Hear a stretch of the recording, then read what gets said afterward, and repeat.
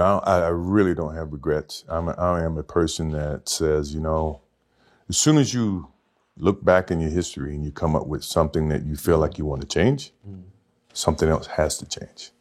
So. What about your biggest disappointment? Once again, that's the same analogy. Disappointment to me, to win, you got to lose. To be successful, you got to have something that's not successful. To be happy, you got to have disappointment. So I think all of those things have evolved and happened to make me who I am and understand the benefits and the privileges I have for being who I am, and not to wear it on my sleeve, be very humble about it. That's one thing my parents taught me very well is, don't wear your reputation, don't wear your accolades, don't wear your personality on your sleeve. Let it happen. Let it be you. It is who you are. Don't hide from it, but don't wear it and rub it in people's faces. So, when you sit there and you say, well, in 1990 or 2005, they voted me as like the best or the most popular athlete, well, it's ironic that I'm the youngest of the three. So in essence, it's all relevated on who is watching now. If you ask 20 years from now, I'm pretty sure LeBron may beat me, based on who's going to be making the voting. So I say that to understand that, it is what it is. I don't wear it. I don't showcase it. I don't rub it in other people's faces. Someone else's opinion.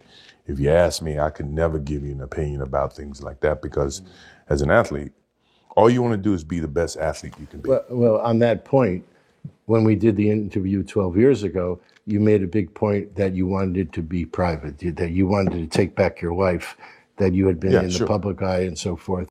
What would my father do right now? First of all, he'd probably be sitting and smoking a cigar and answering some of the questions that he's a very thoughtful guy. The thing that I remember the most about my father, and, I had him for 32 years, and I never look at it from a negative sense. Obviously, he was murdered and rarely do I get the chance to talk about him, but the thing that I do remember all the time, I think about him practically every day, is for a person like myself who live in the spotlight and is so critical, from people all the time in terms of what I do, what I say, where I go. The thing he's always said, take a pause before you make a decision and say, what if? And the purpose for saying what if is that whatever decision you make, always either going to have consequences, either pros and cons. No, but you obviously listened to your father because in the very beginning, you spoke about being humble, not shouting about who you are and what you've done, and just being within yourself. Sure. And a lot of kids growing up may start that way because of their parents, but don't end up that way. Right. You ended up that way. Well, once again, it's not just my father. My mother calls me practically every day, reiterating, keep your nose clean. She ends the conversation of every time I hang up, as opposed to me, hey, obviously we say, I love you, Mom, can't wait to see you, talk to you soon, blah, blah, blah. Her last word is keep your nose clean. That's her constant reminder to say, hey, look, people are watching. People are learning. People are paying attention. And, the best news in today that sells is negative news. That's what other reporters want. I know.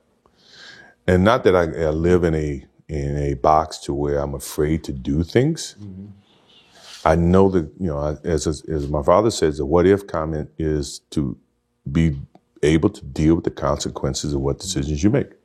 And you think about that. If you think about the consequences, pro or con, you make the right decisions that you feel is the right decision. Now, all the decisions I made, other people may view to be not the right decisions from their perspective. But for me to go play baseball, and everybody says, oh, it was a failed opportunity to play baseball. That's what they think. For me, it was the best thing that could have happened for me because it allowed me to go back to the game with a stronger passion.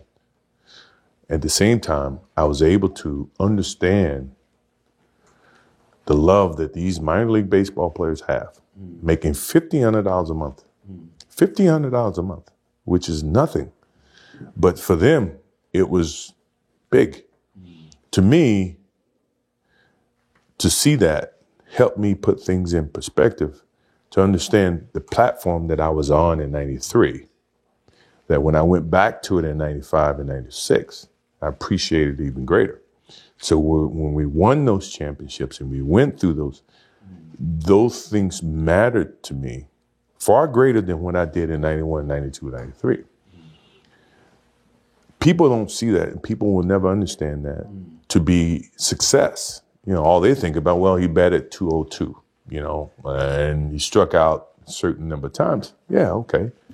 But the effort was there, and the learning curve and the passion was there that has transcended not just to me, but to other people who are afraid to do things because they're worried about the perception that may come from other places. To me, that's more gratifying than anything, So that's the things that my father and my mother instilled in me. Take a negative and turn it into a positive. Don't be afraid to fail. Why do you do so few interviews? I mean, hardly any. And why have you agreed to give us a second one? You haven't figured that out? All you got to do is look at those two boxes over there. Yeah, but you didn't know they were coming. Well, I told you the only way I was going to do it. You have to dig in your humidor and give me something that's worthwhile. So I laid the parameters early. But you trusted me. I did. I trust you. I figured you would be honest. I don't think you're going to do it. But part of the reasons why I've kind of toned back is I want my life to be my life. I don't want to sit here and constantly reiterate things that I've said countless number of times. And at the end of the day, my time in the spotlight is dwindling, and I want to be able to control what I can, what I do and what I don't want to do, and blah blah blah. Someone else needs to step into the limelight and either enjoy it, or prosper from it, or grow, or have people understand who they are, blah blah blah. Me, I need no more admiration. I've had enough, and it's been great. I'm still going to be a very positive, force within the community, and with the kids of tomorrow. But I got my own kids. I got my own wife. I mean, I'm 54 years old. I want to be able to go through a day or go through a week, not worrying about what I got to do Wednesday, what I got to do Thursday, what I got to do, because I never enjoy Monday. I want to be able to, and sometimes I surprise the shit out of myself saying, look, I got nothing to do today. Oh, I got nothing to do tomorrow. I got nothing to do on Wednesday. That to me is ultimately retirement. That's where I want to be. And if I choose to get involved in things, then hey, I want to go to Charlotte and I want to see what's happening with the team. Or I want to go to Portland, spend a week out in Portland, blah, blah, blah. But not to where, my moment, the moment that I'm living right now, I'm worried about what I have to do tomorrow. And that's where my life was getting.